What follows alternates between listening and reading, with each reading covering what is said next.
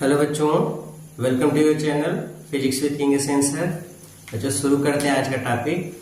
आज के इस टॉपिक में जैसा कि थंबनेल में आप लोग देखे ही होंगे, इसमें हम लोग सीखेंगे फेज कंडीशन कैसे ज्ञात करते हैं और फेजर डायग्राम कैसे खींचा जाता है। तो सबसे पहले हम फेज कंडीशन की बात कर लें। फेज कंडीशन को समझने के लिए सबसे पहले हम लोग जो नॉर्मल करंट हम लोगों के घर में आती है, अल्टरनेटिंग करंट, उससे रिलेटेड कुछ परिभाषाएं हैं उसको सीखते हैं। बच्चों जैसा कि हम लोगों को पता है, प्रत्यावर्ती वोल्टेज का जो व्यापक समीकरण है V बराबर V not sine omega T, alternating voltage का इक्वेशन या अल्टरनेटिंग करंट का equation I equals I not sine omega T, जहां पे I नॉट जो हमको दिख रहा है, ये I नॉट दिखाता है पीक वैल्यू ऑफ करंट, या इसी को हम लोग मैक्सिमम वैल्यू भी बोलते हैं, या इसी को हम लोग एम्पलीट्यूड भी नाम देते हैं, आयाम। तो मैक्सिमम वैल्यू या पीक वैल्यू या एम्पलीट्यूड बोला जाए, तीनों का मतलब एक ही है, I नॉट। उसी तरीके से वोल्टेज की वैल्यू को भी V नॉट पीक वैल्यू या मैक्सिमम वैल्यू या एम्पलीट्यूड ऑफ वोल्टेज कहलाएगा। ओके, अगर हम अल्टरनेटिंग करंट का टाइम वर्सेस करंट का ग्राफ खींचते हैं, इस एक्सिस पर टाइम दिखा दिया और इधर हमने करंट दिखा दिया, अल्टरनेटिंग करंट, तो हम देखते हैं कि ये ग्राफ कुछ इस तरीके से मिलता है। ये ग्राफ कुछ इस तरीके से मिलेगा हमको। अब इस ग्राफ में हम लोग एक एक चीजों को समझते हैं। अल्टरनेटिंग करंट का वन साइकिल क्या होता है, what is one cycle of AC current. तो अल्टरनेटिंग करंट का एक चक्र क्या होता है, तो आंसर है, अगर हम देखें तो करंट यहां से शुरू हुई है और ये जो ग्राफ खींचा गया है, ये कौन से इक्वेशन के को रिप्रेजेंट करता है, I बराबर I not sine omega T. इसके पिछले वाले वीडियो में हम लोगों ने देखा भी कि किस तरीके से इसका ग्राफ खींचा जाता है। I बराबर I not sine omega T का ग्राफ इसी तरीके से मिला था, इस तरीके से इसका ग्राफ खींचा जाएगा। I बराबर I not sine omega T के इस ग्राफ में ये ग्राफ यहां से चलना शुरू किया। देखो ये जीरो वाला पॉइंट है, जीरो से मैक्सिमम हुई करंट, मैक्सिमम से फिर जीरो हुई, फिर अपोजिट डायरेक्शन में जीरो से मैक्सिमम और मैक्सिमम से फिर जीरो हुई। अल्टरनेटिंग करंट का जीरो से अधिकतम, अधिकतम से फिर शून्य, फिर जीरो, फिर अपोजिट डायरेक्शन में जीरो से अधिकतम या मैक्सिमम, फिर अधिकतम से जीरो। फिर से सुनो, अल्टरनेटिंग करंट का एक दिशा में शून्य से अधिकतम, अधिकतम से फिर शून्य, फिर विपरीत दिशा में शून्य से अधिकतम, अधिकतम से फिर शून्य होने की ये पूरी प्रक्रिया को हम बोलते हैं प्रत्यावर्ती धारा का एक चक्र। क्या कहते हैं? प्रत्यावर्ती धारा का एक चक्र। अल्टरनेटिंग करंट का जीरो से मैक्सिमम, मैक्सिमम से फिर जीरो, फिर अपोजिट डायरेक्शन में जीरो से मैक्सिमम एंड मैक्सिमम से फिर जीरो। तो यहाँ से लेके यहाँ तक का ये पूरा प्रोसेस एक चक्र कहलाएगा। इसको हम बोलेंगे one cycle of alternating current. एक चक्र समझ में आया? अच्छा, ये तो इनिशियल है, शुरू हुई है। अगर हम बोले एक साइकिल में करंट कितनी बार मैक्सिमम हुई, कितनी बार जीरो हुई, तो यहाँ पे देखिए एक बार यहाँ पे मैक्सिमम हुई है करंट, फिर एक बार यहाँ पे जीरो हुई, यहाँ पे एक बार मैक्सिमम हुई है, फिर एक बार यहाँ पे जीरो हुई। और ये तो इनिशियल कंडीशन यहाँ से स्टार्ट हुआ है। बच्चों एक चीज याद रखेंगे, इनिशियल में कोई भी चीज होगी वो जीरो होगी। जैसे मैं बोल दूं एक कार बताओ किस रफ्तार से, मैक्सिमम किस स्पीड से चल रही है, तो जब वो चलना शुरू करेगी शुरू में तो उसकी वेलोसिटी जीरो होगी, तो शुरू वाला थोड़ा जुड़ा जाए, वो चलेगी एकदम फास्ट चलना चाहता है, बोले हाँ अधिकतम इस चाल से चल सकती है, लेकिन वो शुरू में अभी तो रुकी हुई थी, गति जब शुरू करेगी तो t बराबर जीरो पर तो विरामावस्था में ही, तो ठीक वही चीज है। अभी तो करंट बनना शुरू की है, तो इनिशियल कंडीशन है, तो इसको थोड़ा लेंगे। अभी यहाँ से चलेगी तब तो बोलेंगे किस तरीके से वेरी कर रही है, तो ये वाली पोजीशन नॉट अलाउड। चलो, तो करंट कितनी बार मैक्सिमम होगी? 2 बार। कितनी बार जीरो होगी? 2 बार। मतलब एक साइकिल में प्रत्यावर्ती धारा 2 बार मैक्सिमम हो जाती है और 2 बार शून्य हो जाती है। अच्छा, यहाँ पे जो हम लोग बच्चों अपने देश में या इंडिया में जो हम लोग अल्टरनेटिंग करंट की फ्रीक्वेंसी जो घरों पर आती है, वो अल्टरनेटिंग करंट की फ्रीक्वेंसी होती है 50 साइकिल पर सेकेंड। ये अल्टरनेटिंग करंट जो हम लोग के घरों पर आती है, उस अल्टरनेटिंग करंट की इतनी फ्रीक्वेंसी होती है। ये है फ्रीक्वेंसी कितनी होती है, 50 साइकिल पर सेकेंड। 50 साइकिल पर सेकेंड, एक साइकिल में करंट 2 बार मैक्सिमम, 2 बार जीरो हो जाती है। तो 50 साइकिल में 100 टाइम्स मैक्सिमम, 100 टाइम्स जीरो हो जाएगी। मतलब जो करंट आती है वो करंट एक सेकेंड में 100 बार अधिकतम 100 बार जीरो हो जाती है। क्योंकि अल्टरनेटिंग करंट की साइकिल कितनी है, 50 साइकिल पर सेकेंड। एक साइकिल में करंट कितनी बार मैक्सिमम, कितनी बार जीरो, तो 2 बार मैक्सिमम 2 बार जीरो। इसका मतलब 50 साइकिल में 100 बार मैक्सिमम 100 बार जीरो। एक्चुअल में ऐसा होता है। अगर हम लोग अल्टरनेटिंग करंट से घर का कोई बल्ब जलाए तो वो एक सेकेंड में 100 टाइम्स जलेगा और 100 टाइम्स बुझ जाएगा। मतलब एक सेकेंड में 100 बार जलता और 100 बार बुझ जाता है। लेकिन हमको कंटिन्यूअस ऐसे जलता हुआ क्यों दिखाई देता है? तो उसका रीजन है क्योंकि हमारे आंख की जो क्षमता है, जो दृष्टि निर्बंध क्षमता है, वो 0.1 सेकेंड की होती है। मतलब एक सेकेंड में 10 ही परिवर्तन हमारे आंख देख पाते हैं, 10 से ज्यादा परिवर्तन को नहीं देख पाते। इसलिए हमको बल्ब कंटिन्यू रूप से जलता हुआ दिखाई देता है। अदरवाइज एक्चुअल में प्रोसेस ये होता है कि एक सेकेंड में अगर अल्टरनेटिंग करंट से बल्ब जल रहा है तो एक सेकेंड में 100 बार जलेगा, 100 बार बुझ जाएगा। ये चीज है। तो ये अल्टरनेटिंग करंट की 1 साइकिल होती है। फ्रीक्वेंसी क्या होती है? फ्रीक्वेंसी होती है अल्टरनेटिंग करंट एक सेकंड में जितनी साइकिलें पूरी कर लेता है। एक सेकंड में प्रत्यावर्ती धारा जितनी साइकिलें पूरी कर लेता है उसे हम प्रत्यावर्ती धारा की आवृत्ति कहते हैं। फ्रीक्वेंसी को हम लोग F से दिखाते हैं और फ्रीक्वेंसी का फार्मूला होता है ω/2π। ω/2π ये फ्रीक्वेंसी का फार्मूला है, ω/2π। ठीक है। फिर इसके बाद आवर्तकाल क्या होता है? आवर्तकाल का फार्मूला देखें। ये आवर्तकाल को डिफाइन करेंगे तो प्रत्यावर्ती धारा एक साइकिल पूरा करने में, एक चक्र पूरा करने में जितना समय लेती है, अल्टरनेटिंग करंट एक साइकिल कंप्लीट करने में जितना समय लेती है उसको हम प्रत्यावर्ती धारा का आवर्तकाल कहते हैं और इसको T से दिखाते हैं। T का फार्मूला है T = 2π/ω। तो टाइम पीरियड का फार्मूला T = 2π/ω और फ्रीक्वेंसी का F = ω/2π।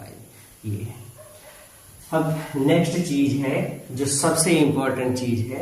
यहां से अब हम लोगों का जो टॉपिक, जिस टॉपिक को पढ़ने के लिए आज हम लोग इस वीडियो में आए हैं, वो टॉपिक पे चलते हैं।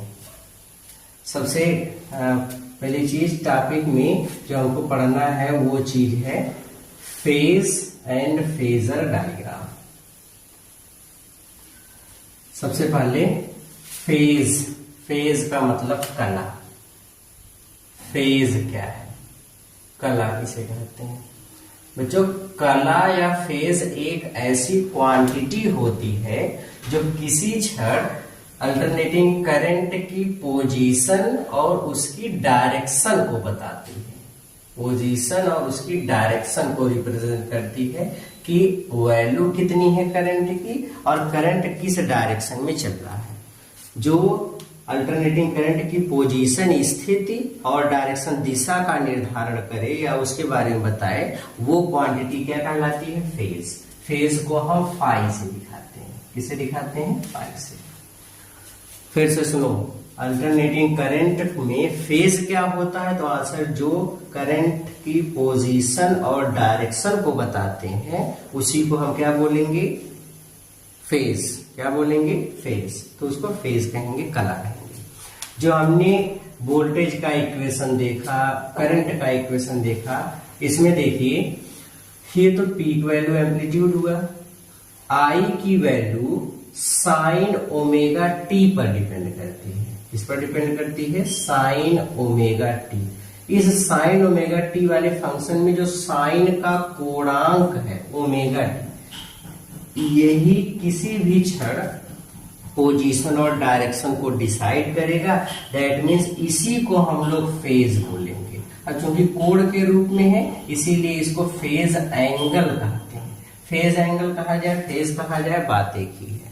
ठीक है, तो ये जो साइन का कोणांक है, साइन नहीं, इसका जो कोणांक है, ये एंगल ओमेगा टी, इसी को हम लोग बोलते हैं फेज एंगल या फेज। यही किसी क्षण करंट की पोजीशन और डायरेक्शन को रिप्रेजेंट करेगा, तो इसको हम लोग बोलते हैं फेज एंगल। ये फेज एंगल हुआ। अब देखिए फेज कंडीशन क्या है? फेज कंडीशन कैसे कंपेयर करेंगे वोल्टेज और करंट के फेज को आपस में? फेज कंडीशन, सपोज हमको कोई इक्वेशन दिए गए हैं और हमसे पूछ लिया गया बताइए इसके फेज कंडीशन क्या है।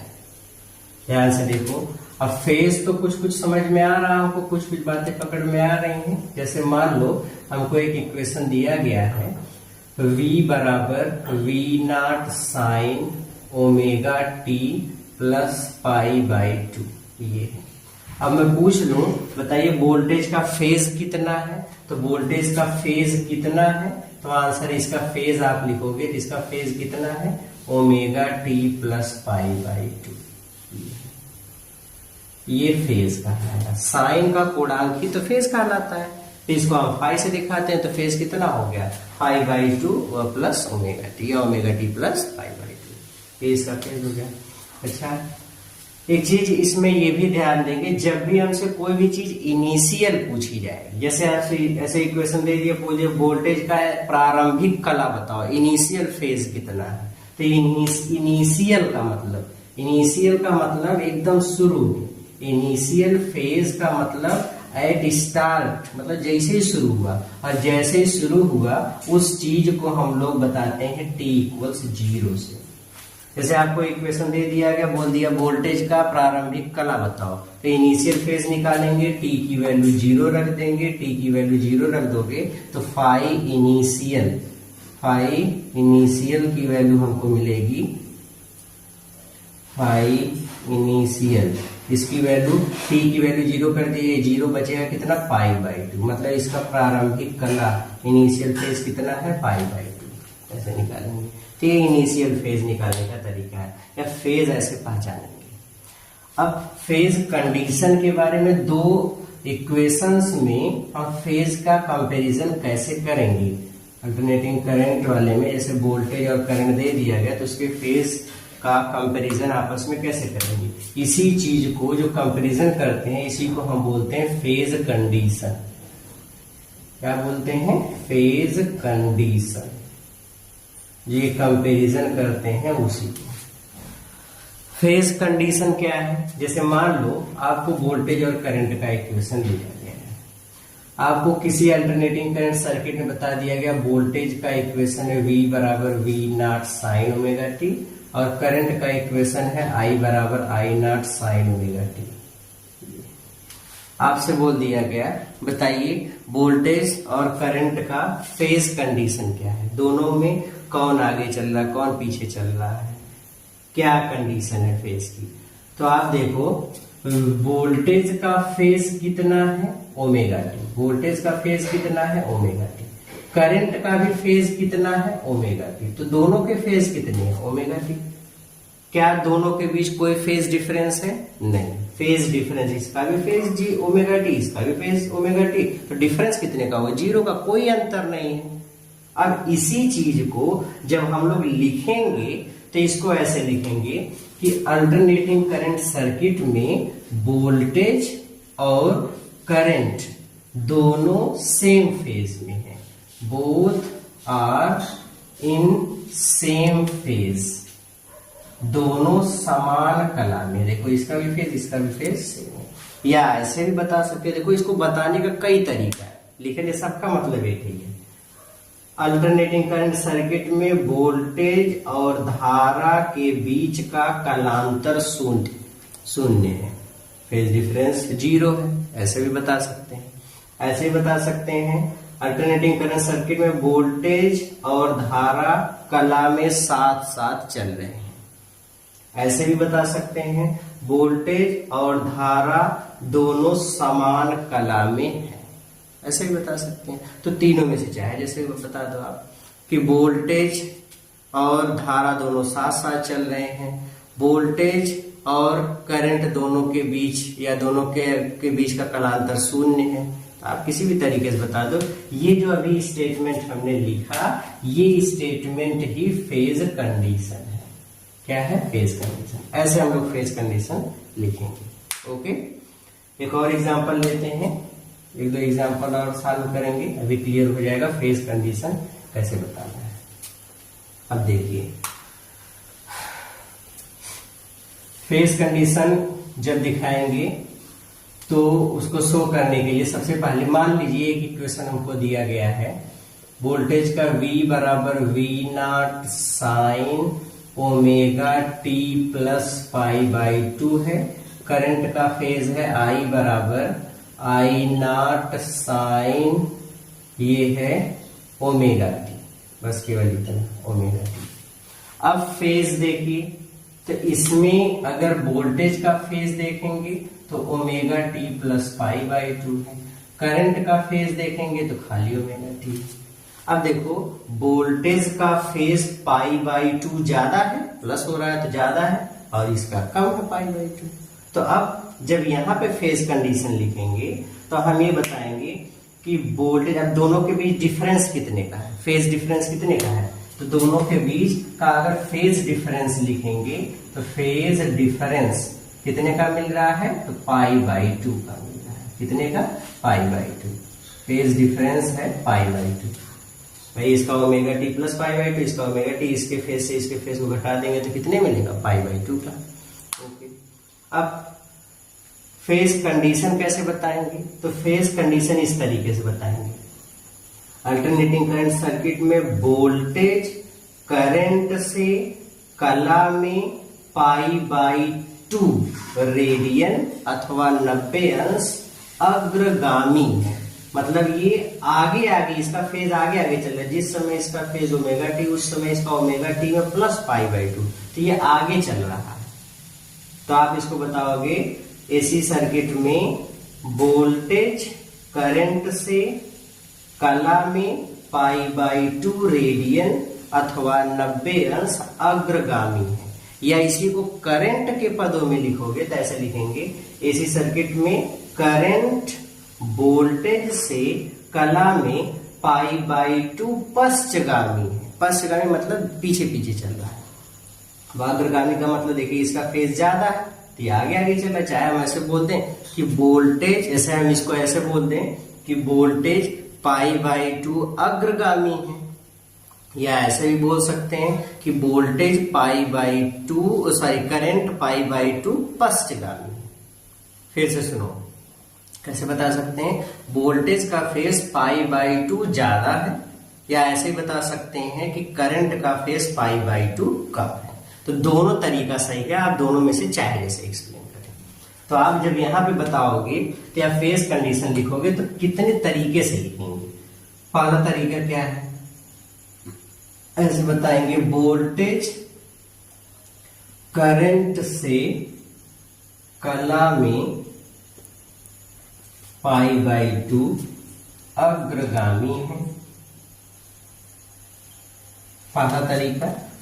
दूसरा तरीका हम इसको ऐसे लिख सकते हैं करंट के पदों में, करंट वोल्टेज से कला में पाई बाई 2 रेडियन पश्चगामी है। पश्चगामी, ये लेजिंग पोजीशन पे है और ये लीडिंग पोजीशन पे है।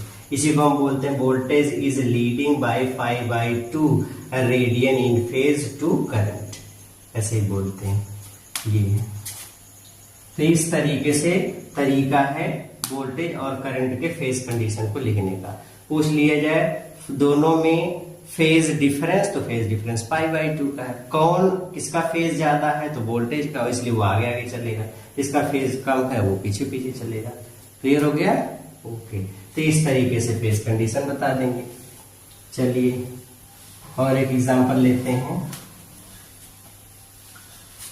मान लो हमको करंट का एक वोल्टेज का इक्वेशन दे दिया, V बराबर V0 साइन ओमेगा टी और -π/2, और करंट का इक्वेशन I बराबर I0 sign omega t plus π/2। अभी इसका वोल्टेज का फेज देखेंगे, तो इसका फेज कितना है, ओमेगा टी माइनस π/2। एक तो ओमेगा टी में से इतना घट रहा है, और इसका फेज देखोगे तो फेज इसका कितना है, तो इसका फेज हमको मिल रहा है ओमेगा टी प्लस π/2, मतलब ओमेगा टी में इतना जुड़ रहा है। तो डिफरेंस कितने का है, फेज डिफरेंस अगर निकालेंगे तो फेज डिफरेंस जिसका फेज ज्यादा होगा उसमें से कम वाले को घटा दो। तो जाहिर सी चीज है, इसमें ओमेगा टी में से ये घट रहा है, इसमें ओमेगा टी में जुड़ रहा है, तो इसका फेज ज्यादा हुआ। तो ज्यादा वाले में से कम को घटा दो, ओमेगा टी प्लस π/2, इसमें से माइनस कर दो ओमेगा टी माइनस π/2, ये है। तो omega t plus π/2 minus omega t plus π/2, ये इससे मर गया, दोनों को ऐड कर दिया पाई, कितना आ गया पाई। डिफरेंस कितने का, पाई। अब देखो फेज ज्यादा किसका है, तो फेज इसका अधिक है, करंट का। तो अब हम इसी को कितना अधिक है, पाई, डिफरेंस के बराबर ज्यादा है। तो अब फेज कंडीशन कैसे लिखेंगे, तो फेज कंडीशन इसका लिखने का तरीका क्या है, आप ऐसे बताओगे कि प्रत्यावर्ती धारा परिपथ में करंट वोल्टेज से कला में पाई रेडियन अग्रगामी।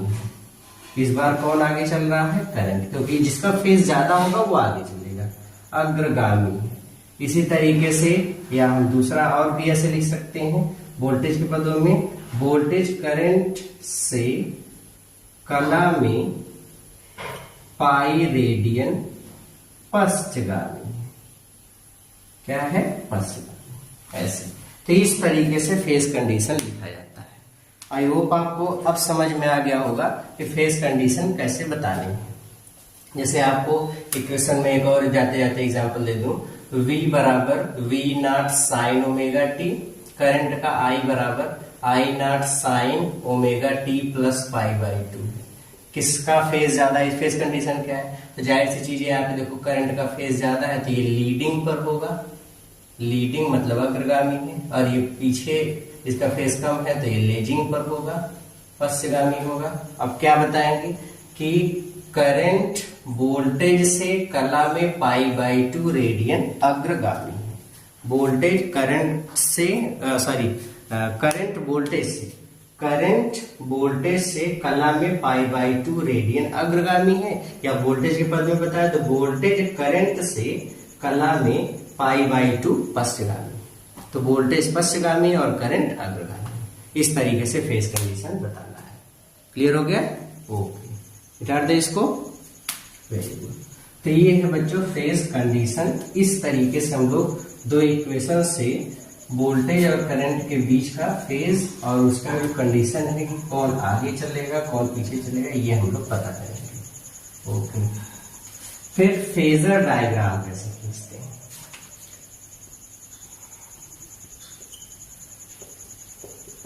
Phasor diagram alternating current circuit को स्टडी करने के लिए सबसे इंपॉर्टेंट पार्ट है, बहुत ही इंपॉर्टेंट पार्ट है फेजर डायग्राम।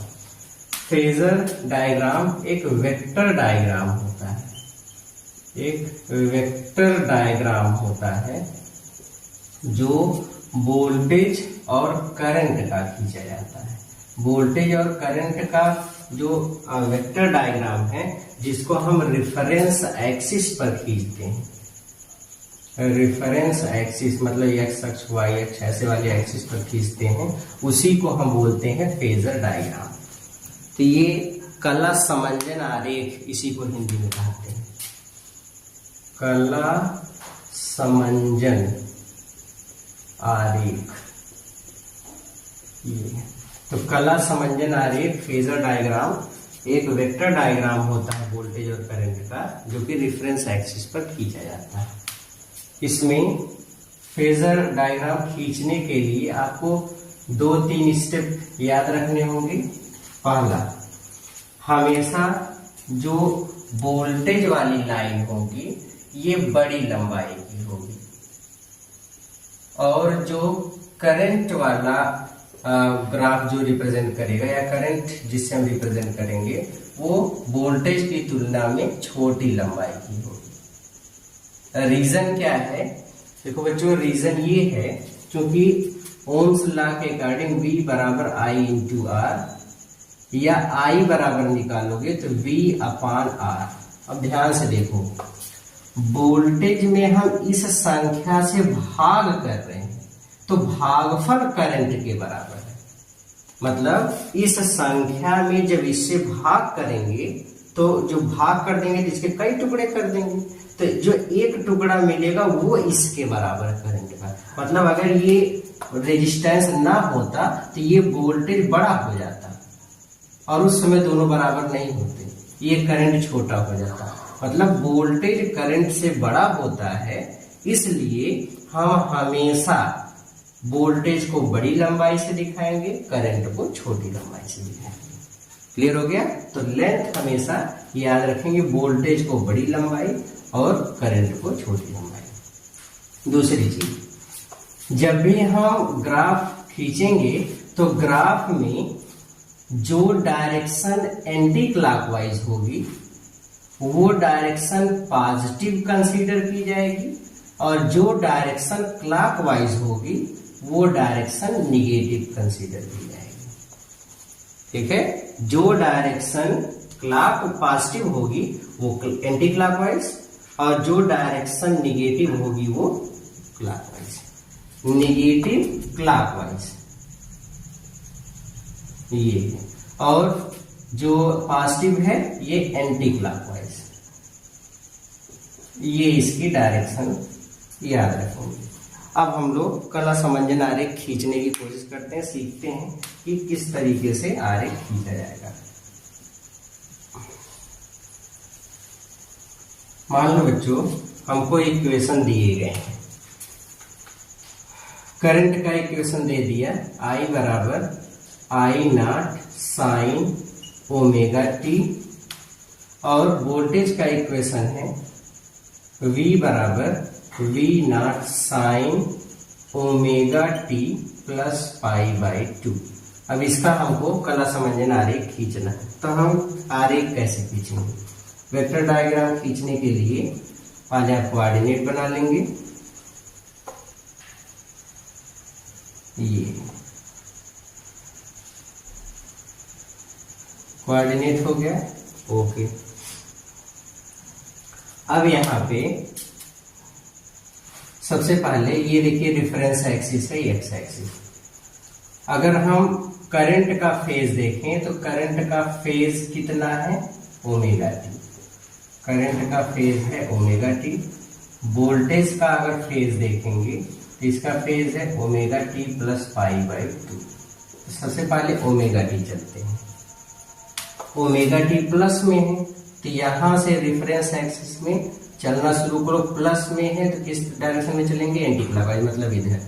तो यहां से ओमेगा टी, मान लो इतने से एंगल पर ओमेगा टी मिल रहा है, तो ये वाला एंगल हो गया ओमेगा टी।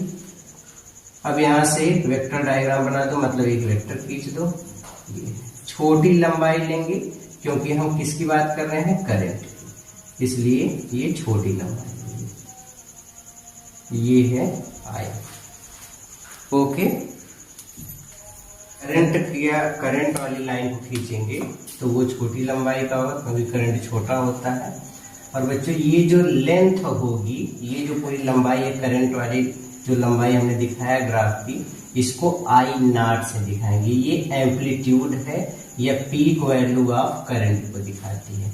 और अगर हम यहीं से मान लो y एक्सिस पर हमने करंट और वोल्टेज दोनों को दिखाया, तो अगर हम यहाँ से लंब डाल दें तो यहाँ से लंब डालने के बाद जो वैल्यू मिलेगी वो इंस्टेंट वैल्यू होगी, किसी क्षण धारा का मान। तो यहाँ से लंब डाल देंगे, ये किसी क्षण इंस्टेंट वैल्यू ऑफ करंट हो जाएगी। अच्छा, अब वोल्टेज को देखते हैं।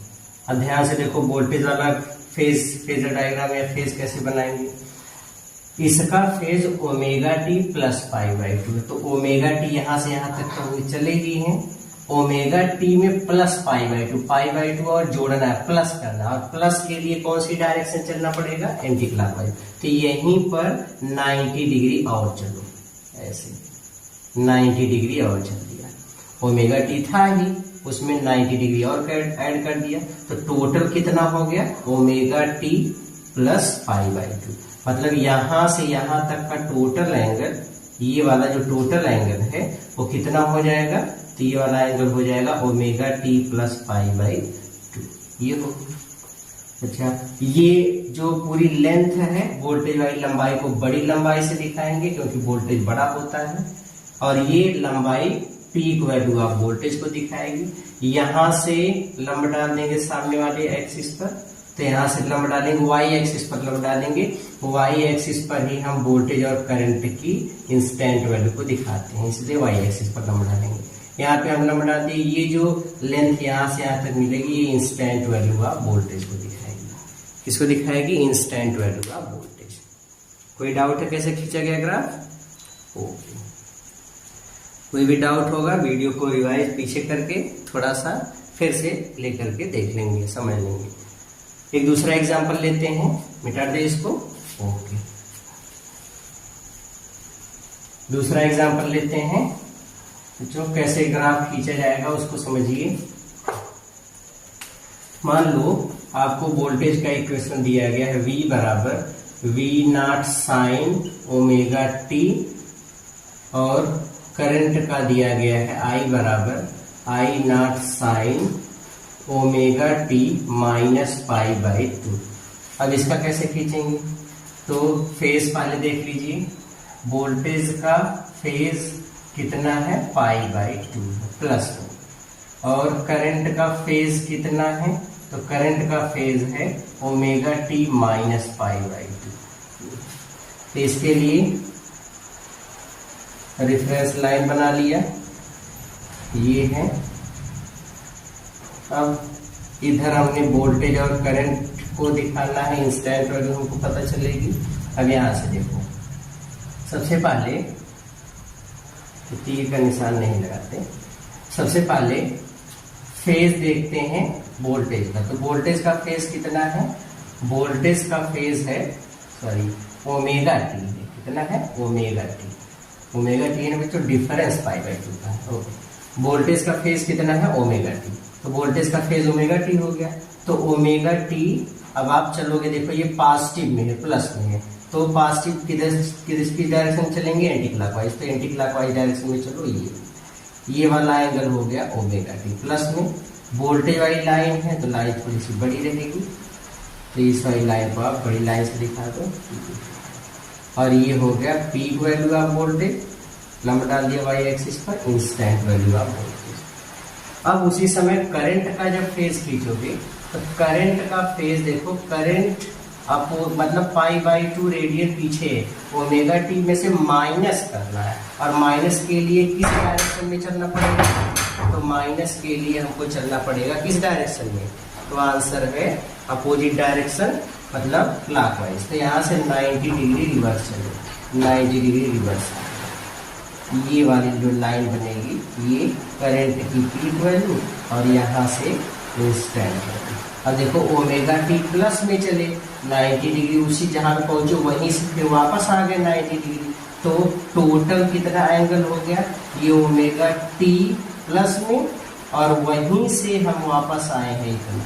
तो वहीं से वापस चले मतलब omega T minus pi by two, ये इसका रिप्रेजेंटेशन क्लियर हो गया। ओके, तो इस तरीके से हम लोग ग्राफ को खींचेंगे। तो और टोटल एंगल अगर आपको बताना होगा कि ये वाला एंगल कितना बचेगा, ये वाला एंगल ओमेगा टी में से हटा देंगे, ठीक है, ओमेगा टी माइनस आएगा, इस तरीके से दिखाते हैं। ओके बच्चों, इस तरीके से फेजर डायग्राम खींचते हैं। मौसम खराब हो रहा है, बारिश आ गई, वीडियो में काफ़ी हलचल आ जाएगी, तो वीडियो सही से बन नहीं पाएगा। कोई बात नहीं, देखते हैं अगले वीडियो में। तब तक पढ़ते रहिए, मेहनत करते रहिए। All the very good.